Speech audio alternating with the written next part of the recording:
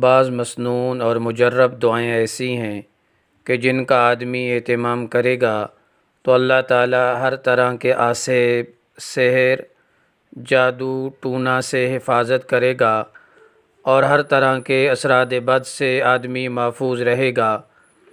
کعب احبار رضی اللہ تعالی عنہ جو صحابی رسول ہیں، یہ پہلے اہل کتاب میں سے تھے، بعد میں یہ ایمان لاتے ہیں۔ فرماتے ہیں کہ میں اگر ان چند کلمات کا اہتمام نہ کرتا تو یہودی مجھے جادو سے گدھا بنا دیتے۔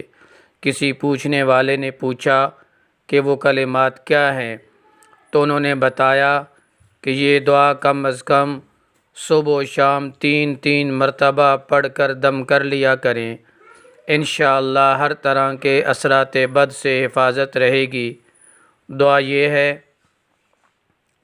اعوذ بوجہ العظیم الذی لیس شیء اعظم منہ وبکلمات اللہ التامات التی لا یجاوزہن بر ولا فاجر وباسماء اللہ الحسنی ما علمت منہا وما لم اعلم من شر ما خلق وزرا او وبرا۔